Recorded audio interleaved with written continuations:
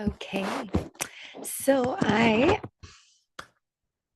am Cynthia Portlock. I'm a certified Sophia Circle leader that is facilitating these 21 days with Green Tara. And so we are on day 20. It is now in the evening. The first did not record with sound, so I'm giving this a second round today. So there's never too much Green Tara that we could invoke. And I thank you for being here, and I thank you for your patience. And just closed my page. So let's go ahead and start with calling in the 8 first revealed Keycode mentors of the Sophia Code, which has been channeled by Kaya Ra, to surround and encircle and empower the sacred space now. So joining us in the north, we welcome Holy White Buffalo Woman, she of 1,000 white clouds and thunder beams. In the northeast, we welcome beautiful Isis, she of 1,000 names. In the east, we welcome in Hathor, she of 1,000 voices. In the southeast, we welcome in Green Tara, she of 1,000 stars. In the south, we welcome in Mother Mary, she of 1,000 roses. In the southwest, we welcome in Mary Magdalene, Yeshua, Joan of Arc, and the Magdalenes, she of 1,000 angels.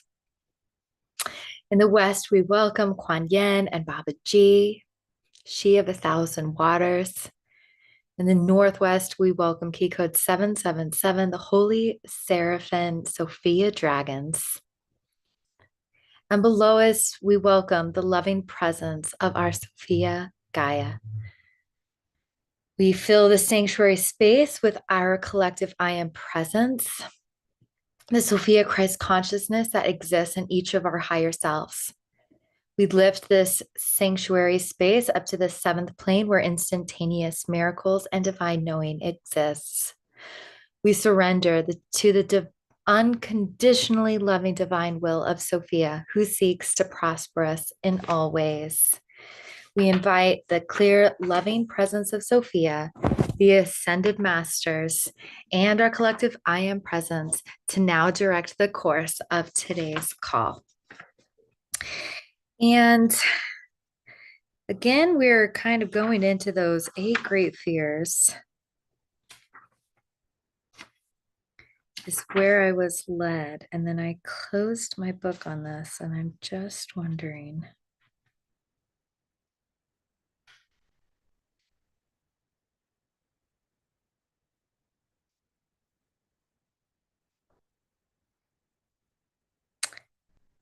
All right, so I'm going to read something different than I did earlier in today's passage. And we're going to start on page 140 in the bottom 2 paragraphs. Actually, like on the third to bottom. I invite you to commit to an essential practice of self-forgiveness for reclaiming the sovereign power of your innocence. It is impossible to receive the fullness of your divine inheritance when you judge yourself for past suffering. Bless the teachings that come to you through suffering. Be generous and forgive yourself. Taking refuge in your divinity, which was never lost. Likewise, forgiving others is essential for your freedom. Carrying the trespasses of others upon your back denies your own freedom in this lifetime and into the next. Lifetime after lifetime, many souls chose to repeat incarnations of sorrow for millennia because they believed their innocence was stolen forever, and that to withhold forgiveness would somehow make what was wrong right again. In truth, nothing can make a wrong right. For there is nothing right or reasonable in attacking the innocence of pure consciousness. A wrong can only be understood and dismissed as the insanity of those who suffer, and therefore forgiveness sets you free of being entangled with this insanity. This is why Jesus prayed, "Forgive them, my Father, for they know not what they do."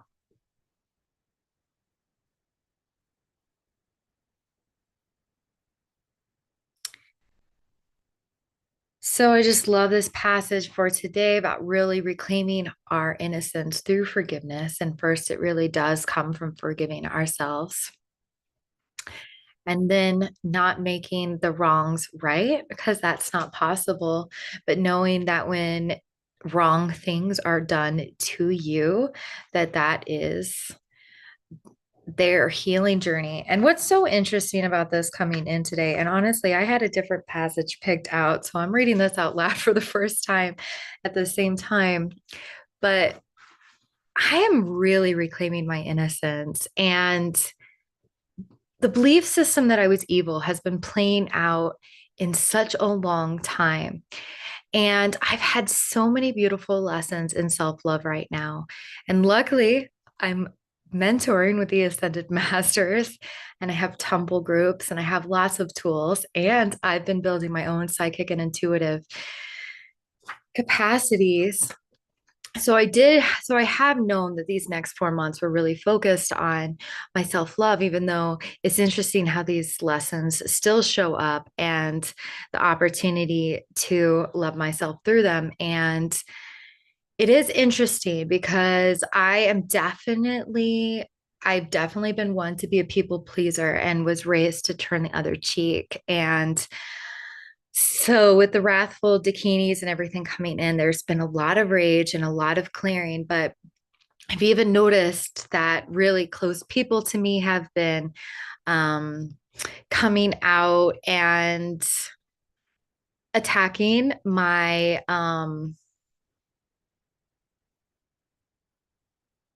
I mean, just, yeah, I don't have to get into the story, but I have had a shift. I'm able to discern that actually that's not mine. Those are fears and illusions that are being projected upon me. And where I used to always internalize and think, where am I magnetizing this? What part do I have to play? Which is a very important thing to do. And remember, seeking balance in all ways is how to truly alchemize, neutralize, but it hasn't messed with me through these 21 days of green Tara because there's this invincible knowing of my innocence. And it was in a one-to-one with a very, very dear soul sister of mine the other day where I had the most clear presence of Sophia come through my heart, through the access of my open heart. And in such a way that just moved me in such tears, and the ferocity that I feel Grain Tara and Hathor stepping in to mentor has really made it so when criticism comes towards me and accusations that are unjust and untrue, like I, I am so pleased to see that I am finally letting go of that belief system that I'm evil, because I am so sure of my innocence and the purity of my heart and my innocence guiding me through all of everything that I am putting out and creating and doing in this world, that I feel like an indestructible force of nature right now. And I really have Green Tara to thank for that. So in the theme of forgiveness, I invite us to our first 2 minute of silent meditation. So just dropping into your heart space, really dropping into your seat, feeling your feet planted on to the floor, welcoming Mother Gaia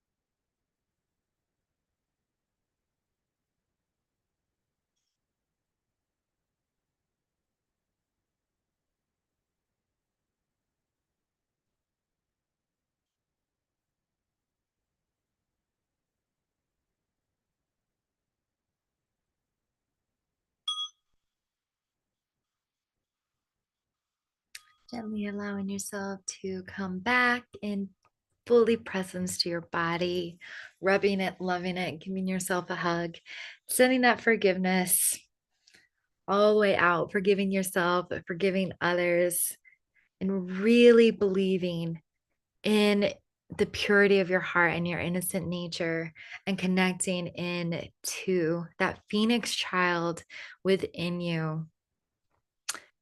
And I'm just sending you all the love. Thank you for being here. If you are enjoying this, I am starting new Sophia Circle journey that's going to start on Thursday, January 4th. I would love for you to be a part of it. I'm talking about a small group of people. I'm only hearing 5. So that's how intimate and cozy these journeys are, where we really do get to have this sacred space meeting every other week for 6 months as we go through each chapter, and we get to journal, we get to have silent meditation, we have sacred prayers, we have time for sharing and silence with each ascended master one at a time. And it's just miraculous. They know exactly what you need, and we get exactly what you need. And it's fun to see how we are divine mirrors for each other in these containers too, and how supportive it is to have a soul tribe that you can talk and share about your mentorship with the ascended masters with. So sign up. Find me, message me, fill out the job form that is in the comments below. And if you've enjoyed this but are not feeling like a journey, there's also a link just to donate straight to the Sophia Foundation if you feel called as well. But sending you all the love, all the forgiveness, all the light in Lakesh. I am you, you are me, we are one.